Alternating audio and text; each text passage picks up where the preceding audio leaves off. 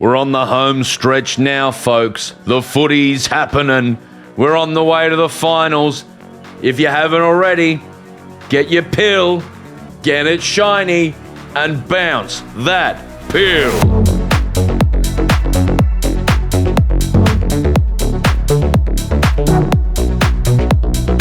Also, Tom, I need to say this episode is brought to you by AAMI. When clangers happen, lucky you're with AAMI. Oh, I'm going to do something weird, and I'm going to start an episode with an email. It's not Wacky Wednesday Willie, but it's an email from Dylan. My youngest, who very much helped himself to the jam donuts you gave out at a live show at the Outside the G last year, is also a big fan, but is missing the round the grounds raps, singing and rapping. I understand it's a lot of work, but he loves it, and if you could bring it back, he'd love a shout out too if possible. His name is Sam. Well, Sam, just for you, it's round the grounds. Let's do it. It's round the grounds, so get in the bin. When the Cats and Pies lose, everybody wins. Brisbane won. Carlton were chumps. People keep running into the fucking umps. Magpies goal kicking really stank. Suns are the kings of the Heritage Bank. Some kick punts, some kick torps, some kick goals like Riley Philthorpe. Crows beat dogs, they were vexed, left the dogs feeling quite desexed. This is how the footy went, but in a song. Giants pump the boys from Cotton on. The worst Batman movie ever is Batman Forever, and the Tigers and Essendon was worst game ever. Dockers put the doubters to bed. Andy Brayshaw bleeding from the head. Yeah. Natalie Imbruglia song was torn. The greatest ruckman in the world is gone. Lungs, stomach, liver, kidney. The arse almost fell out of Sydney. Teletubbies, Bob the Builder. Swans last quarter schooled St Kilda. Nose, ears, eyes, lips. West Coast of Ghana win the premiership. Round the grounds, don't you know? 6 rounds left of the men's to go. Welcome back to Round the Grounds. Take it away, Tom. Culinary Towns. Yeah. You always say to me I should really prepare. Vasectomy. Check it. There it was. That was so good, Broden. What you do, what works is if you just go halftime and don't rush it too much. Don't go too fast. Yeah. But welcome to the footy, everyone. This is a footy podcast about footy. Footy is a sport that people play recreationally and professionally, predominantly in Australia. There's in the AFL. Okay, essentially, just to give you context, there's 18 AFL teams. There's 2 leagues. There's the AFL men's and there's the AFLW. Then it happens throughout the year. Usually the men's starts in about March. 18 teams from around Australia, 10 of which are based in Victoria, compete in competitive sport. You can run with the ball. There's a bit of NFL about it. There's a bit of rugby about it. And this year, everyone's fighting away at it. We're about 3/4 of the way through the season. If this is too much information, if you don't have it, you can go back and listen from the beginning. But I'm joined as always by a man who hasn't had the McGriddle yet. Please welcome Tom. G'day, mate. Thanks for having me. Will you have a McGriddle? Yes, I will have a McGriddle at some point. All right, great. I'd love to hear that. I'll bring one in. No, but that's the problem. We don't have all-day breakfast anymore, do we? No. So we can't bring one in. Why did they get rid of all-day breakfast? I know, it was a fucking smash, mate. Clearly, it made things too hard. Like, I can think of the reasons why they have not continued all-day Maccas. Are there some things that you can get all day for breakfast at Macca's still, though? Hash browns. That's it. Yep. So if you can chuck it in the fryer, you can have it at night. Yes, I believe that's probably right. How do they make their pancakes? Oh, I imagine they have a machine like in the Virgin Australia Lounge. Do you see how I stumped you? You were just, you say you come prepared for this show. Yeah. But when I ask you, how do they make the hotcakes at Macca's, you got no idea. Yeah, they're not flipping them. They got a machine. Because the ones in the Virgin Lounge are delicious out of the machine. So I imagine it's exactly the same machine even. Yeah, I think they have a bunch of dough and it's put in some sort of microwavey situation, fry situation. What did you do today? What did I do today? Not a whole lot, to be honest. Just stayed at home and watched the footy. You? I woke up in Brisbane. I checked out of my hotel. Great hotel, by the way. Yeah? My favourite in Brisbane. Okay, watch out. Alex Perry. Okay. in Fortitude Valley. So good. Okay. Goated. Right. The best part about it? Had a Foxtel set-top box. Nice. So I had a Foxtel remote and I was flicking around like it was 2004. Yeah, that's fun. The Iraq War's happening and I'm flipping around with my remote. I have one of them at my father-in-law's house. It is fun. It's an Essendon one. Yeah, it's like I'm 78 and I don't know what I'm doing. Why do I still have a set-top box? Anyway, I wake up, I get a coffee, I go to the airport, I fly home, I go straight to the MCG, I watch the footy, I drive straight back here. What was your match of the round? My match of the round, and I'm not being funny, but Richmond versus Essendon was my match of the round. You're not being funny, but you're naming potentially the worst game of AFL that has ever happened in the world. Yeah. In a week when there was mass upsets, when there was statement games, not from your team. It was one of them. One of the best rounds of footy. It was so contrasting to not last week, but the week before as well. Yes. It was such a good round of footy, and it's really like opened up. Maybe now there's 10 teams that can make finals, but no. The thing I loved about this game... In an incredible week of football... I want to talk about Richmond versus Essendon. We're opening our podcast with talking about the worst game of football ever played. Go on. And we can keep it brief, but let me just sell it to you, right? Please. Because you were doing a show, so you would have catch it on the replay, but in the moment, 55,000 people at MCG. Yeah. Hutto calling it like a grand final, and I'm not fucking around. Like, this guy is calling it like, unbelievable scenes at the MCG! Like, he is popping off. Jesus. Richmond come from behind. Essendon were really disappointing. Gary Lyon and Cam Mooney are just saying how shit the skills are, how unacceptable this is. It was really funny, really enjoyable. And the thing I will say, this is a direct quote pretty much from Cam Mooney. He was like, the skills aren't there, but goddamn the effort's there. Oh, good. So the intent and effort was there, and it was a great game of footy. Because I saw some people saying about Essendon, like, haha, they should feel humiliated they lost this game. In my opinion, Richmond, if Richmond lost that game, that would have been really bad for Richmond. Yeah. Because easily now, Richmond, as far as where they are this year, their list right now is so far ahead of Essendon's. Which is really disturbing, I think, yeah. Well, because Essendon quietly said at the start of the year, we're going to rebuild. So they're in a rebuild, and that's fine. And they've blooded, last time I checked, 48 players this year. And they had another 3 injuries from this as well. Yeah, so Nick Martin has done an ACL, they reckon. Very, very sad. But, like, a career best year for sure. But, Essendon is doing exactly what they should be doing, which is just debuting new players, being shit. But Richmond shouldn't feel great about this. No, I think the cool thing about this from Richmond point of view is that like Taranto and Hopper have sometimes been whipping boys, and they were the stars of the last and kicked goals and stuff, and that was really fun and exciting. Hopper kicked a ripper and got really excited. But I think the silver lining for Richmond fans is Smiley hasn't debuted yet. Lawler's on ice. Like, they're only going to get better, you know? Like, yeah. I think they had eight draft picks this year, I think. They had Taj Hotton play. Yeah, who was coming off an ACL in draft year. So this is a very young, very fresh team. So to get the win, I think, is great. It's good. Essendon's as young and as fresh as well. But they're less fresh. Like, they're less experienced. They're so young. Because of like the Vostons and stuff. And Voston had a game-winning spoil / mark. Might have been a mark that was phenomenal as well. Yeah, that poor old Essendon. It's like Essendon are like them without the experienced players. So. Yeah, so Zach Merritt in the first half played like one of his virtuosic fucking phenomenal games. Yeah. Then got tagged out of the game in the second, moved forward, couldn't really get the ball. And that was it. As always, it's like if Zach Merritt gets shut down, then Essendon have no lever to pull. Was there genuinely 55,000 there? Yeah. And it had vibe, man. I'm telling you, with Hutto going off and 55,000 there, like it was a vibe. I also, a little tongue-in-cheek, because I did enjoy all the bashing of the game and the social media narrative around it, and some of the skills were very silly. But for me, it was a really enjoyable game to watch. Ask me my favourite game. Broden, what was your favourite game of the round? Easily, Friday night, Heritage Bank.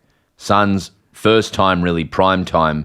Suns needed to win they needed to win an 11th game for the year to match their highest performing season in their club history.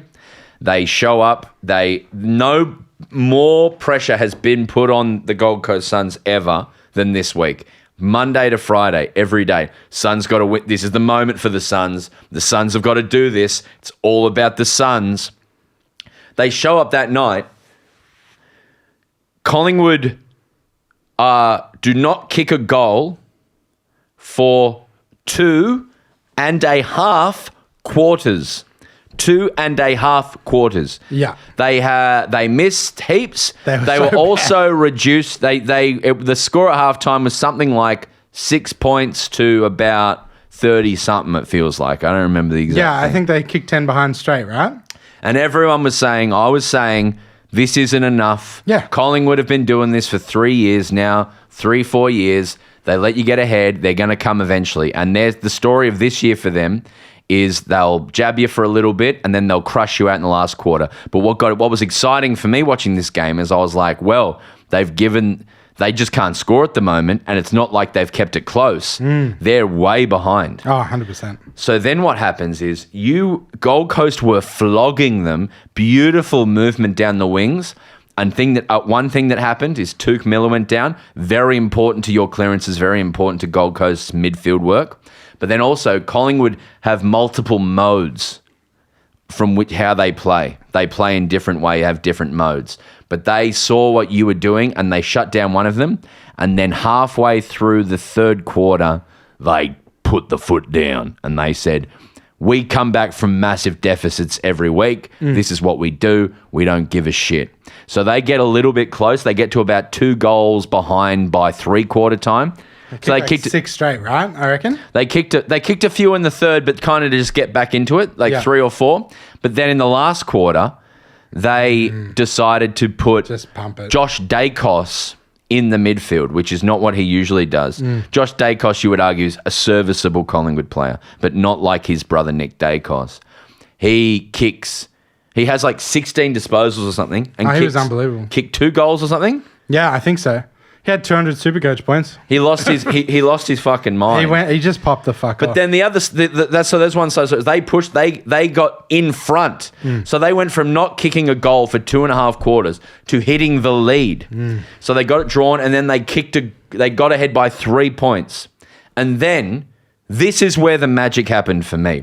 Because every other week, I've been watching this for 4 years now. If you watch Friday night, Saturday night Collingwood games, this has been happening. And by fucking God, James Brayshaw was so excited to do it. He's been doing...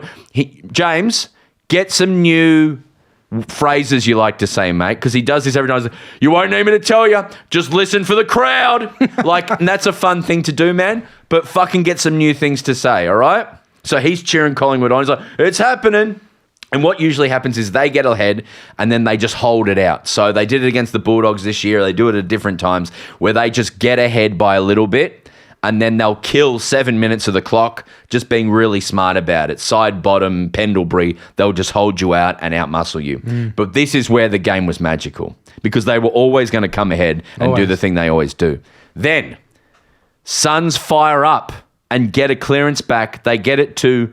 what's the highest rated forward in the AFL, Ben Long. He snaps true, puts you back in front by 3. And you're like, holy shit, this is on. And at this point, it's been great movement, goal for goal. The crowd's full. It's Heritage Bank. It's Gold Coast Suns. Are they going to play finals? Then, Matt Rowell, by the way, to this point in the game, has been unbelievably good. He's apparently, like during the week, Suns was like, hey, you got to start calling Rowell getting held. And they went, okay. So they did. Interesting. And so he he had a few goals. He was all over it. He's had like 45 tackles in 3 weeks or something insane, right? Yeah, I think he's been shut down and then has just been playing defensively, which is awesome. Like, that's what you do when you get tagged. So Rowell is like the best on the ground for most of this game, right? And then Noah Anderson at this point, and a clearance goes, did you know that I'm the greatest player to ever play football? They bounce the ball. Witts, by the way, should be an All-Australian ruckman.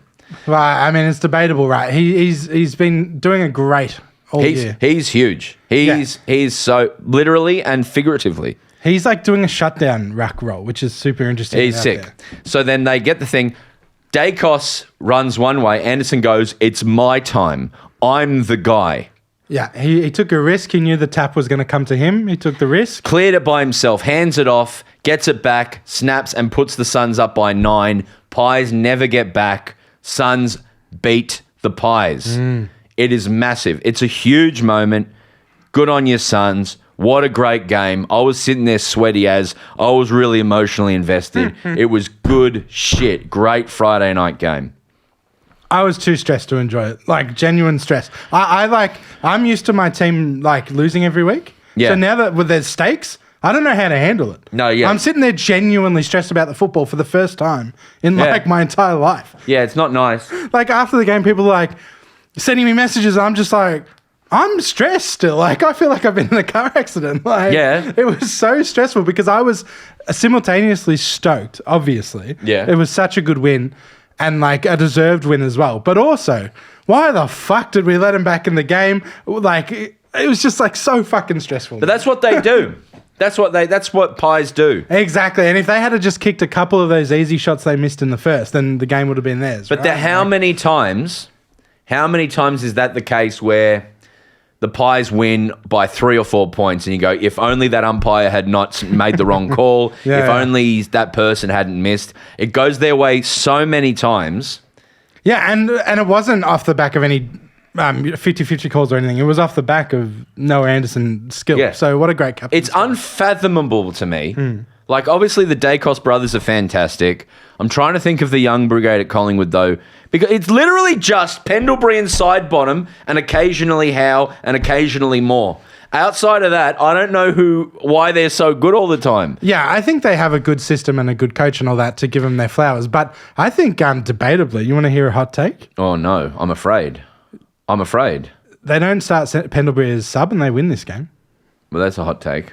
Like, he is the difference so much of the time. And clearly they thought, well, we've made the top 8, we'll start resting Pendles, which I agree with. And they won't lose any sleep over. No, that's the other thing everyone's saying. No, they wouldn't be right. They're in perfect position. Exactly. They're a game and a half ahead, right? So they've got Brisbane coming up. And I'm curious to see how Pies go and whether they, how Brisbane go at the MCG against them. Mm-hmm. But they can just coast from here, and they will, I think. Well, I think there's a chance they don't finish on top. Yeah, and that's a big. I think that's a big statement. I don't think so. I think they won't mind too much as long as like you always say, as long as you make top 4, you give yourself one and the two. double chance. One and two are the same. Yeah, and they can just pull those gears. But I would say I think Tom Mitchell coming back has allowed them so much freedom. Like we spoke about this last week. I don't think they can play him anymore. They're so slow with him. I thought he was really good. Yeah, I think he's too slow. Yeah, it doesn't bother me. I think maybe there's like particularly when one you can too many slower players. Put Dacos in there instead. That's the take, right? Yeah. I'll talk about a third game. So the other one is the Cats Geelong, right? So Geelong and Collingwood are so similar, I reckon, in that they're institutionally powerful, in that they're coached well, they can go to different modes, they can change it up, they've got experience and really good players in the right positions, danger to Pendlebury situations, that kind of shit. But when these teams come up against young, talented, fast teams, they fuck them. Yeah. So did you know that Adam Kingsley has never lost to Chris Scott? Yeah, isn't that funny? 4 games, never lost, right? Yeah. So, so these teams who are slow, if you play Tom Mitchell, you're conceding that you're slow and you're going to win structurally well, right? So GWS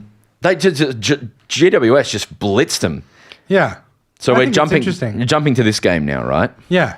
So that's what's scary about GWS. You know what's also scary about GWS? Is now Stringer is working really well. Yeah, I reckon it's your fault too. Yeah, it's spooky. So it's Hogan, Cadman, who has arrived, and Stringer.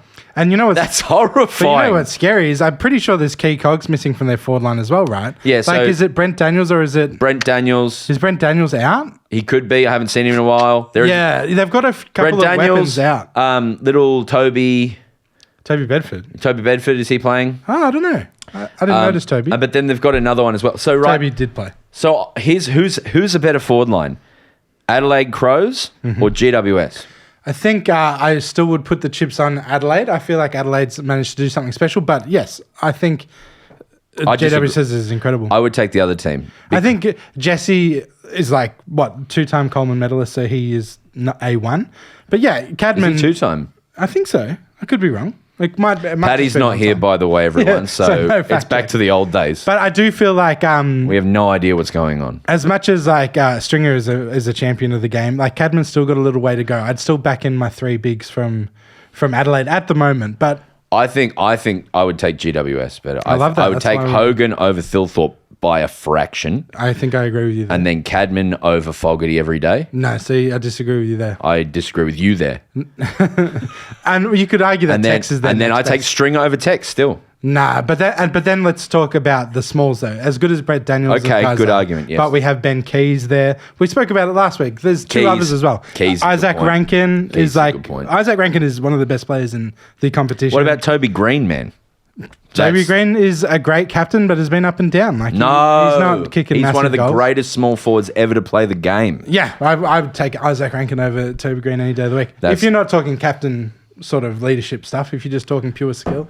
Wow. And then there's a 6 for Adelaide as well though. That's scary. So there's another one I'm not even thinking about. So yeah, they're really scary. But they were great. That was Hogan, Stringer, Cadman working very well. Adam Kingsley, yep. Geelong. I don't know where they're at after that. I feel like they should have won that game. I genuinely thought they should have won that game. I mean, it's tough going up to NG, right? Always like they're Not if better at Freo. home. Yeah, true. Freo love playing away. I don't think the Cats will lose too much sleep over this either. I think I could be wrong.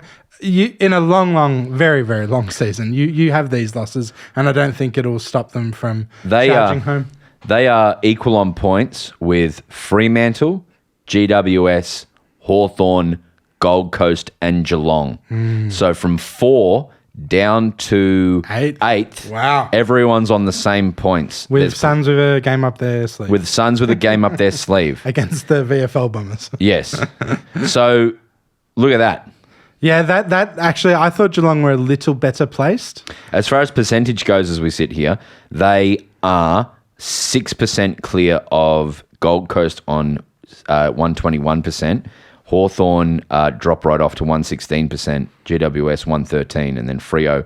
Better hope it doesn't come down to points, because if Doggies get equal with them, Doggies are 9th, and they would be, that's incredible. If Doggies won on Saturday, they would be 4th. Yeah, it's an incredible time of the year. And then Swans are just, if they keep winning, then they can get in there. No. But I do think like it probably just makes Geelong wary that they can't drop any. Like they've got St Kilda next week. You can't drop that, Cats. But I still do think they're the pick of the 4th to 9th, I think. 4th to 9th. I mean, I'd love for them to drop out. Don't get me wrong. They're too successful. But, I do think they're the pick at this point. Tom, give me that sting. Show me the fucking fight! Tom, it's time for everyone's favourite segment, the Rev Up with Broden Kelly, brought to you by AAMI. They've made me charge of, what is it? Head of football engagement, I believe. It's IE, or the TLDR. People email me. They dob in a friend who has lost love for football. I ring them on a Sunday evening as they're getting ready for work. I bother them, and then they get revved up for the footy. And the people have been, it's been coming through thick and fast. And we have a message today from a Taylor who writes, "Hey there, Broden and co. Your co, Tom." That's me. Now, this is what I'm excited for, but I'm also really nervous about this one. My mum, Debbie, has been an Essendon fan for her entire life, but lately she's been feeling quite down in the dumps about how they have been playing and all the injuries. I thought she could use a rev up. Cheers and love the show. Taylor, we're calling your mum. Here we go. Okay, we've called Debbie 9 times. Debbie has never answered. If Debbie doesn't answer, we are calling Joe Koski again. That is going to be, we're going to bookend the AAMI rev-ups with Joe Koski if Debbie doesn't answer. I can't express, Tom, how many times have we called Debbie? Like 5 times. And I've emailed Taylor. I said, why Debbie no answer? Taylor doesn't respond. Debbie. I just want to rev you up, Debbie. Debbie, we just want to give you some hope. I was desperate to ring the mum. Debbie, maybe. Debbie. Oh, well. I guess we're calling Joe. Yeah. We're calling Joe. He is in the play that goes wrong in Sydney. It's a Sunday evening. Surely there's an early play that goes wrong. Surely it's not on this time on a Sunday evening. People have work tomorrow. Come on, Joe. Usually on at 6:30 on a Sunday. Oh, fuck, he's going to be on stage. He might be on stage. Fuck. All right, so we tried Debbie. She didn't answer. We called Joe Koski. He didn't answer. So I'm calling my mum, who goes for the Swans, to rev up my mum. Hello. Hello, who's Hello. this? This is Leon Kelly's private assistant. Dad, why are you answering Mum's phone for? Because it was ringing and I walked past. What are you doing? Well, I live with her, you know. What? Hey, Wayne, what happened to all the Leo's grocery stores? Well, they're in property development now. Are they? What do you mean? Well, they're selling up their shops. So I think they're going to keep Hartwell, which is in Camberwell. But Q's been sold and Burgundy Street's been sold. Yeah, I saw Burgundy Street, which is a shame because you could get good US soft drinks there. I know. They do different things. Good imported stuff. Put Mum on. No, get stuffed. And bloody, you didn't say goodbye when we left the football. You just walked off. You just walked off. You just walked. I turned around and I said to Mitch, I said, where's your brother? And he said, oh, he went that way. Braden, that's very rude. You walked off. All right, put Mum on. Right. See ya. All right, here we go. Just ringing to see if you're okay. Mum, it's Broden Kelly from the Footy. Oh, you're on the Footy podcast? Yeah. Now listen, I know the Swans are doing bad this year, Yes. but you got to stay on board, Mum. I am. They won today. Yeah. We've got to win 6 out of 6 to get in the final. Well, do you think they can do it, Mum? Yes. We've got North Melbourne next week. Yeah. Yeah, I reckon we can do it. Oh, good on you, Mum. What did I get you for your birthday? You got me a Swans jumper. I was wearing it the other day. And what else? A Swans hat. And what else? A Swans drink bottle. Yeah. Oh, wow. So you feel revved up, Mum? Yes, I'm all revved up. I saw Elvis today. That was good. What do you mean you saw Elvis? I went to Elvis concert at the Knox Club. How was it? It was good. I'll send you a photo. Yeah, great. but what was what did he do? It's Elvis was there. His name's Damien Mullins. He's an Elvis impersonator. All right. Well, it was good. So I saw him today. I got revved up over that. Okay. $50 entry, Leon. I know. How'd In you this know? economy, I'm Googling it. That's crazy. All right. Thanks, Yeah. Mum. Bye. Bye. Wow. Another revved up Footy fan. Wow, what a way to end it. Give me a sting. Anytime, any place, 11 venues, free smoke wherever you want it. I'd like to talk about another game right now, and that is, I've got 3 words to say. 3 words. Freo have arrived. We were in the last Saturday night. We're in the third quarter. Freo are down but to Hawthorn at Optus Stadium. And I thought in my head, typical Dockers. Yeah, totally, definitely. They won't win this. Nah. They've fumbled it again. Mm-hmm. Guess what? What? They won. At home against another top 8 team. Hawthorn could have been top 4. Yeah. They needed to win it, but Freo said, nah. You could hear the Freo fan base over there going, oh no, oh God. Yeah, that's how I felt. I was like, especially because I had a lot of pessimistic Freo supporters when they lost to Sydney the week before. Yeah. Like, messaged me in DMs and stuff like, yeah. So it felt like, here we go again. Another game we should have won. Huge moment for them, Tom. Sean Darcy was the guy. Yeah. Occasionally, he's the guy. Yeah, he's had a lot of pressure on him this year and really showed up. He's the guy sometimes. Yeah, absolutely. And so he did really well. Andrew Brayshaw, he had 14 tackles or something, right? He had 14, correct. Oh, I'm proud of myself. And he's gushing blood from the head, getting taken off at the end of the game, and he's looking at the crowd saying, "Get up, your stuff, get up, yeah." And so and everyone's like, yeah, inspirational, what a guy. And then he gets out interviewed after, and he's like a WWE guy, just gushing blood from the head. Yeah. And that's been, I think, the most shared moment from the weekend. Oh, 100%. Andrew Brayshaw gushing blood from the head. Now, if you don't watch wrestling, that's, quite a confronting thing to see. Yeah, 100%. But he did a very good job. What did you think of this game? Yeah, I loved it. I think next week, Freo have Collingwood at the MCG. That'll be a massive test again. I feel like... Unwinnable. Yeah, I feel like, especially after losing to Gold Coast. I think that'll be the narrative for the rest of the year. There's a lot of must-win games for a lot of teams, right? Yeah. And it's going to be really hard. But if you can show up like the Suns did on Friday, like Freo did here, like GWS did against Cats, then you're going to put yourself in a position to really upset the competition. And I still think they're still waiting for Hayden Young to come back, right? Yeah, by the time he gets back, he'll be Hayden old. Because I do think he's in their top 5 players as well. So, and I saw a thing where I think if Caleb Sarong gets over 29 disposals, they win every single game. And when he doesn't, they're like 6-2, as in 6 losses and 2 wins. So he's such an important cog, and getting Hayden Young back will help heaps. But remember, they're such a young team as well. So I think they've got a bright future as long as they can keep the list together. They were good. And you know who you got to give some flowers to? Who we got to give flowers to? Sonny Walters, who had his goodbye game and he didn't play, but then he got walked off and everything. It was very emotional and nice. But what a good on him. Yeah, fuck yeah. That's such a good thing to do. I thought Freo actually handled it really nicely. I thought Freo do good game day is my vibe from afar. Like they have their guitar roof man. They've honoured Sonny the right way. They've done all that kind of stuff. So Freo, I reckon if you're a Freo fan and you're leaving Optus Stadium that night, you would have been like, this is peak. It probably felt like one of the best moments as a Freo fan for a fair few years. Oh, 100%. You know, because when you go for a team and you're like, you know, like it's all down, you have those nights where you walk away from the game, you're like, that was fantastic. Yeah, 100%. I imagine that was one of them for them. Yeah, I think you might be right. I genuinely thought they were going to lose, so good on them. Yeah, absolutely. Speaking of teams who let you down, went to the D's North game today. It was a nightmare. I had to drive from the airport to the game. I made really good time. I was like, I'll just park there. Got there, no parking. Went around, couldn't find a park. I'm like, I'm driving home.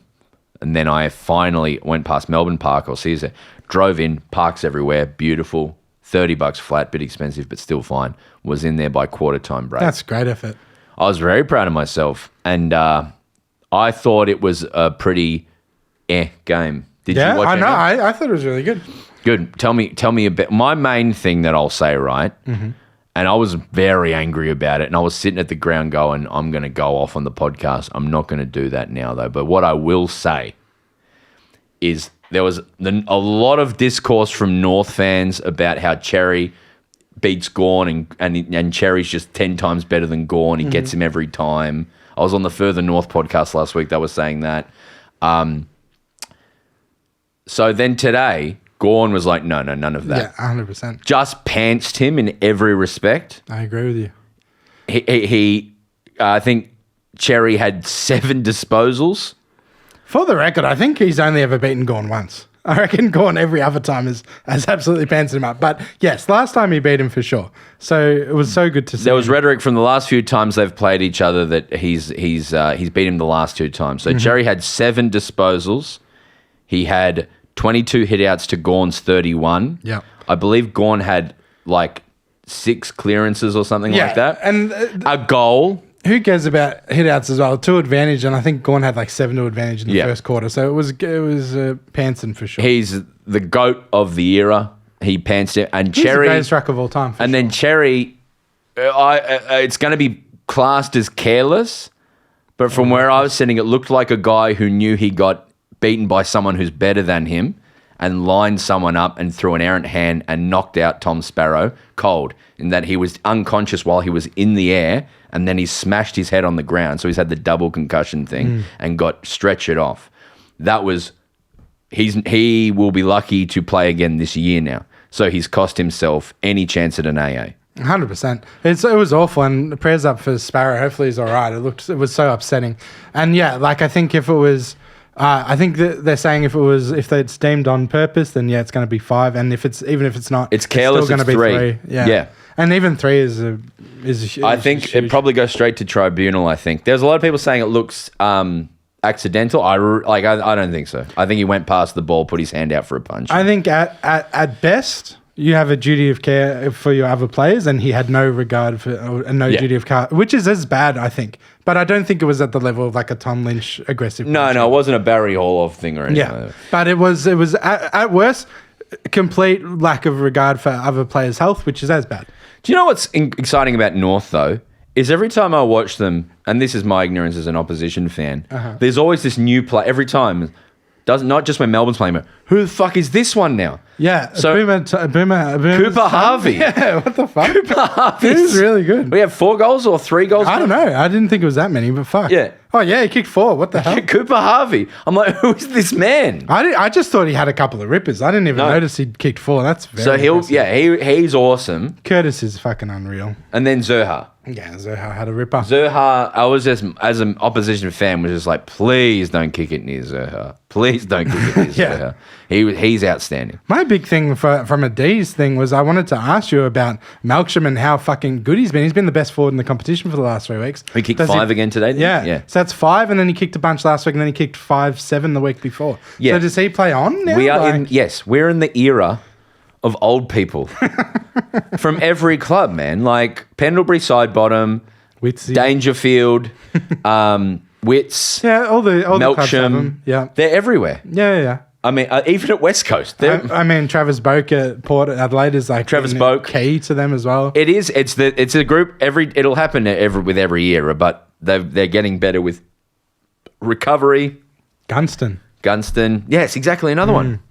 We're in an era where if you have the right build, Yeah. you can play for a long time and you recover the right way, and you're handled a lot better than you would have been in the last era and the era before that, etc., etc. Exactly. Except for West Coast re-signing Elliot Yeo, and then he's not going to play this year, and then Yeah. Tim Kelly, who drops himself this week. So they're the ones not doing it right, but everyone else is doing it really well. Melksham, you must pay forever, you know. Yeah, so what's the go? Do you think before this bout of form he would have been dropped? Because I'm not a D's fan, so I don't know.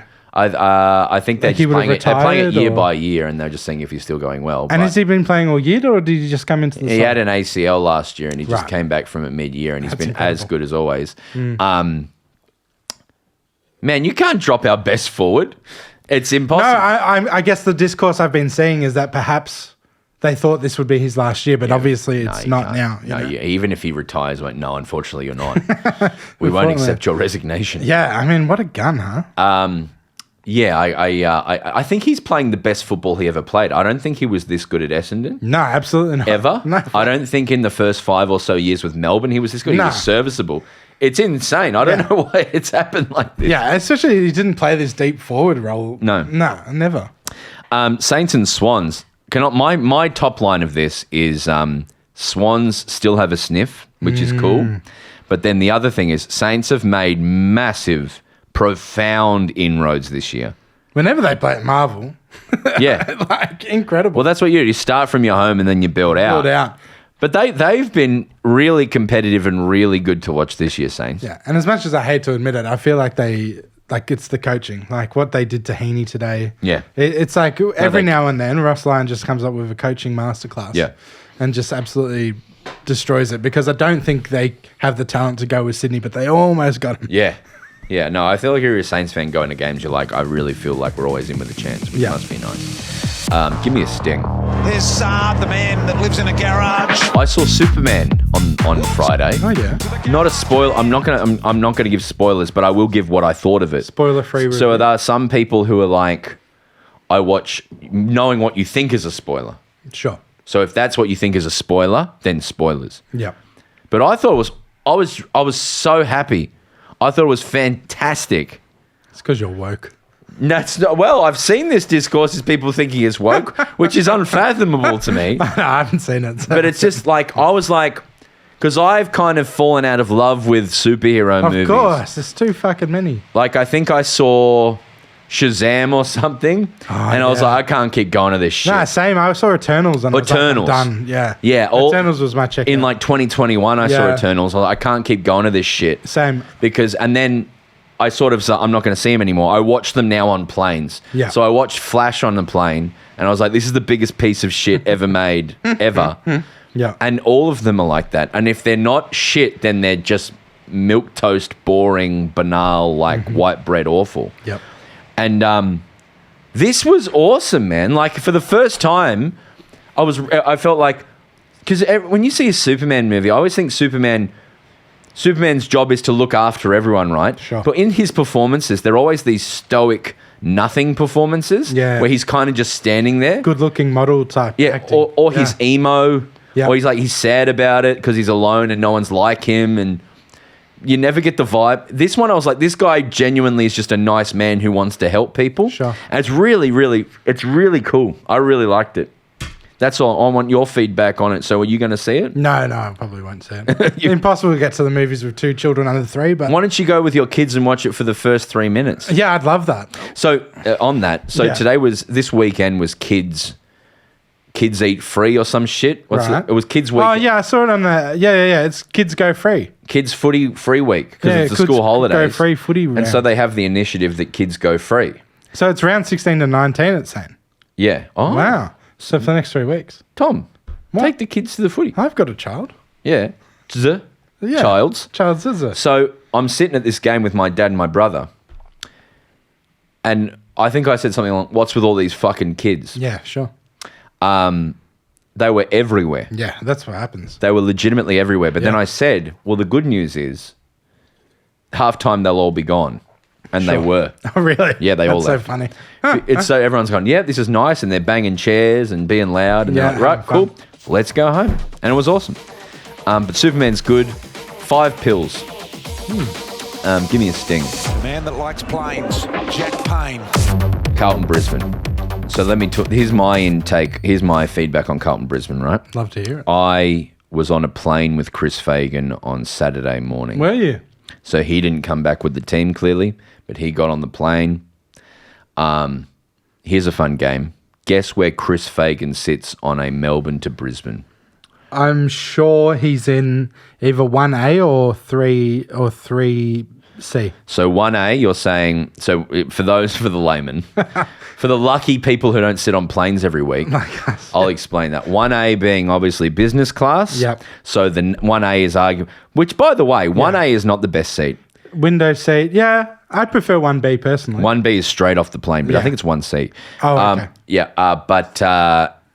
So business class is a suggestion you've made.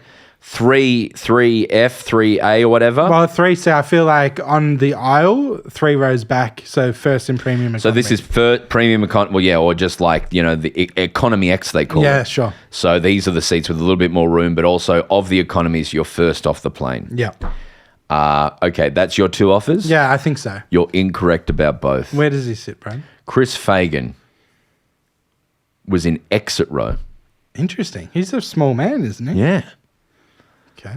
It's odd. Isn't that interesting? Is it so he can get up and walk around and do the laptopy? Well, I'm here to because I speculate. can't laptop on a plane. You do it all the time. I physically can't laptopy on a plane. Most of my prep for these Sunday recordings are done at 38,000 feet. Yeah. I'm, getting the feedback. I'm writing it down. I'm doing the rap on the plane.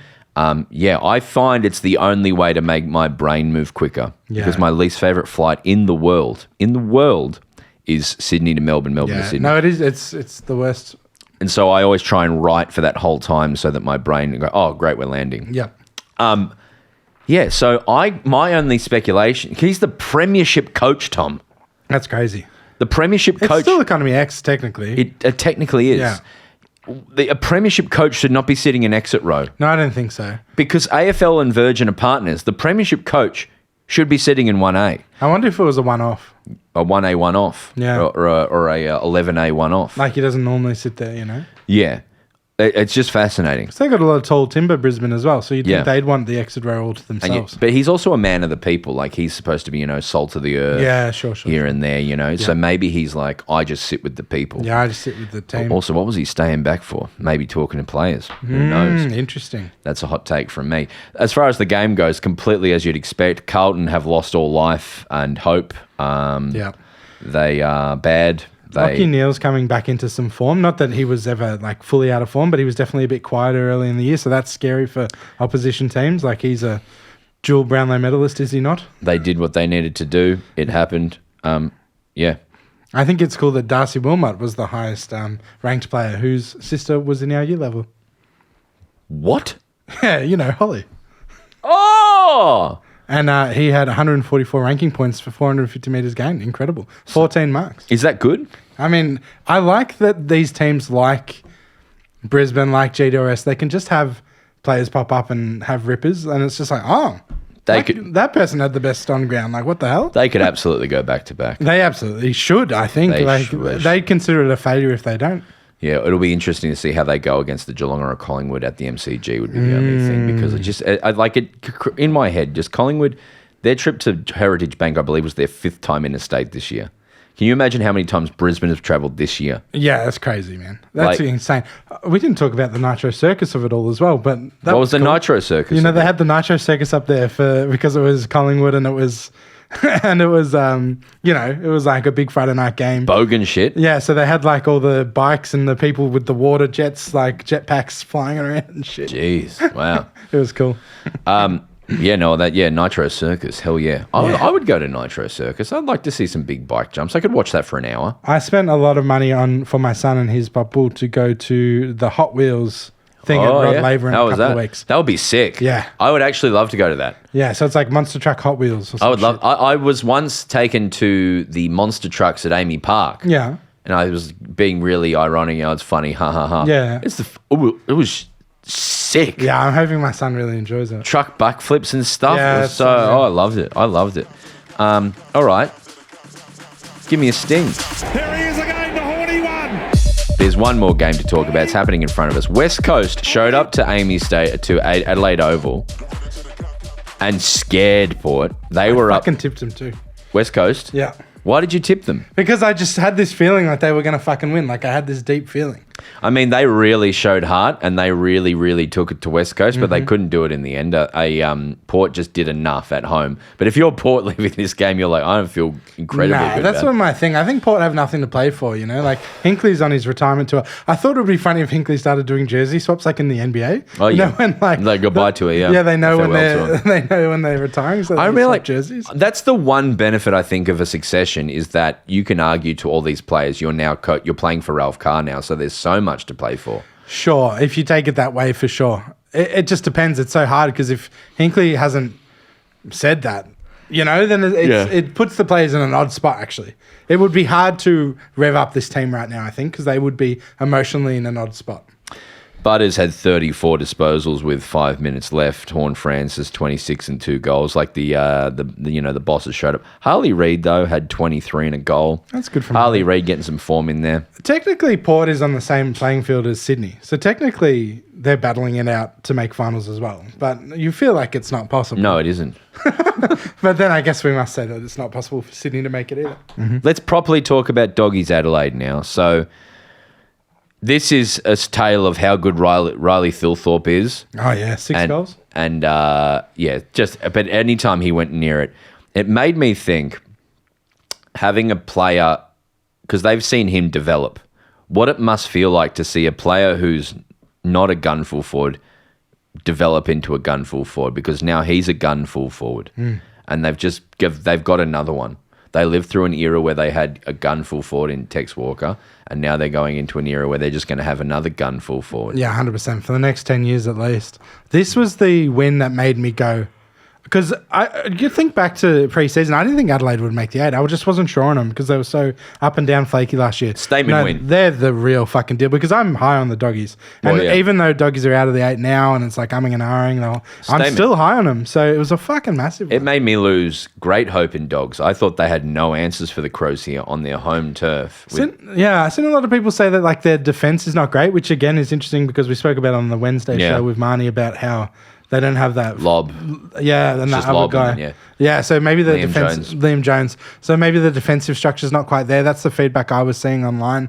I don't know. Like I feel like I still back them for their attack. But the cool thing about the Doggies, just to give them their flowers really quickly, is they are that thing though. Like their bottom 6 are all under 50 games players, and they're all good. Like Davidson, Fraser, Sanders. So I think and the big full forward. What's his name?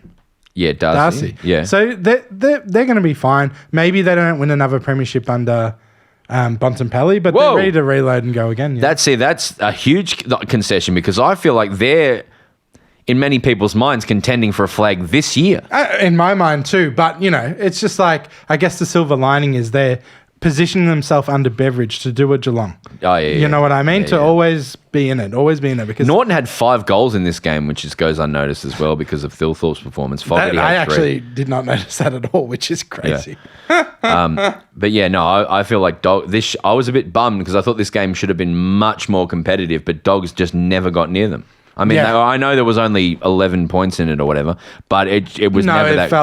I feel like it got closer in the last, didn't it? I feel like it was a bigger margin. Yeah, it was like a good 30-point margin in the last. So Doggies almost got it done, but no, Yeah, bummer. not really. All right, headlines. I hope that the Cherry discussion will be on the table because I'm curious to see that. Like, I'm usually someone who doesn't care about suspension stuff, but I'm passionate about that. Yeah, I'm makes curious if it will be. I mean, suspension stuff is always talked about. David Zeta will be somewhere talking about it. Yeah. I wrote down the same thing, but I thought, and a throwback, I think Paddy put this on the agenda last week, so apologies, Paddy, but I feel like it always brings up the red card because it was such an obvious one where it was like, it felt like... I don't think that was a red card. Well, if it wasn't purposeful, then no, but it is that thing where it's like, well, now you've got a player knocked out and you're at a severe disadvantage because you're a player down. So it's just an interesting one. I think it'll be discussed. It always comes up when there's a big thing like this. Suns will be discussed a lot. Yeah, I love that. Suns will be discussed, but then Collingwood won't be discussed in a serious way. It'll be like, oh, they're fine. Yeah, I hope that the Suns can deal with the smoke. I dare one person starting from Sunday night on, what's the one? David King and all them. On the couch? No. Crack? First crack. I dare one of them, anyone, to say that Collingwood have some issues. I dare someone to say it. It's funny because I wouldn't believe that. I'll actually, I predict at least one sort of major strategy stat person will bring up an issue with Geelong or Collingwood, but only one, and there will be barely talked about. Yeah, because in my mind, as much as I love the Wind, I still feel like, if Collingwood just kicked a bit straighter, which they most of the time do, then it's an easy win. My second headline was it's gonna be talked about. We'll talk about it. Essendon have got the 4 next Friday night games, I think. Oh, well then, yeah. Or maybe one of them was Thursday, actually. But yeah, but in prime time, sure. What the fuck are you doing? Yeah, so Essendon, GWS next Thursday. Essendon, Western Bulldogs next Friday. And then Essendon, and then they don't have a Friday night game. So maybe I was mistaken. But I feel like they've got a bunch of Thursdays and Fridays coming up to finish the year. And it's just disgraceful. It's like they couldn't beat Richmond at the G. Yeah. What else is going to be chatted about? Crows. I think Crows should be talked about a lot this week. They're third on the ladder. They're going to finish top 4. Like they're clear of, like they're in a right position to having finals home games at Adelaide Oval. Yeah. And then I wrote down, I think there'll be a lot of discourse about who's in a better position, North, West Coast, Essendon or Richmond. And I'm surprised that we didn't dive into it deeper, to be honest. We sort of touched on it with Richmond and Essendon. Well, St Kilda are in the best position out of the bottom 4 or the bottom 5. I would take North and Richmond over them, I think. Hot take. All right, cool. Well, who's the Malacca? I'm not sure, but it's time to discuss Malaccas. Bring him, Tom. Give him to me. So a lot of Supers this week and not that many Malaccas, so let's just smash them out. I mean, the AFLW discourse, Marnie sent this one, and it's been at an all-time low this week. Like, just people just piling on. And some of the results on the weekend for the men's, it's just like... Oh, man. We need to call it bad. Let me call out any dead shit whoever, like, comments dumb AFLW stuff or WNBA stuff or any of them. If someone's having a conversation and your comment doesn't correlate with what the person's talking about, you either don't understand how talking works, discourse, or you're actively an idiot. Yeah, because like when we chatted about last week, people having comments and going, just talking about something completely different. When we're talking about debt and how you can acquire debt and how it can be a good thing and how you can build out things, and people just talking about the wrong thing. Like, at the very least, if you're a sodge, just have a chat about, try and pertain to what we're talking about, at the very least. Involve in the nuance of the discourse. Or shut up. Maybe just consider shutting up. Yeah, that's it. But yes, no, hell yeah, I backed that Malacca. Yeah. Malacca of the century. The mid-season tournament, a lot of people, I know it sort of came up midweek, but a lot of people wrote in saying, fuck that. Like, Yeah, of course. no yeah. interest in that. But that's falling right into their plan, their trap, that one. Exactly. We about already it. discussed it a little bit, but yeah, a lot of people thought that the Brayshaw thing was, they just wanted your take on it a bit more. Like, was it like weird that they interviewed him while he was injured like that and he had his brains all over the TV? Not brains. Or was it awesome because it was like, how good's he for doing an interview with his blood everywhere? I don't have an answer for it, but I think it's an interesting area of discussion, right? Yeah, because I could make an argument for both because sides, I reckon. there's the glorious, great leader, fearless, there's the guy. Yeah. And then there's the other side of his brother has been retired for sport because of head injuries. Yeah, let him go and get mopped up before you interview him. But but it's that thing of, I don't have an answer for it, but it's an interesting area of discussion in that, like, the glory versus, what we do, bravery versus safety versus what was more striking for me was less of the blood on his head, but when he put his towel up and it was just blood drenched. Yeah. And there's just a duty of care. Like, we have a blood rule for a reason, right? Like, he probably shouldn't be interviewed just for that reason. That's a good point. No, but it was, people loved it. But then, interesting. Yeah. The Pendle sub, I already mentioned it earlier, but yeah, people are mad about that. And I do think Collingwood get the win if he plays the whole game. If you're playing a 48-year-old, though, you probably should be the sub, you would think. Yeah, I mean, there's been powerful. I think Boak's been sub a bunch of times. For Gold Coast, we have David Swallow as a power sub. It can be really powerful, but yeah, they need him to play, I think. That's some Malakas.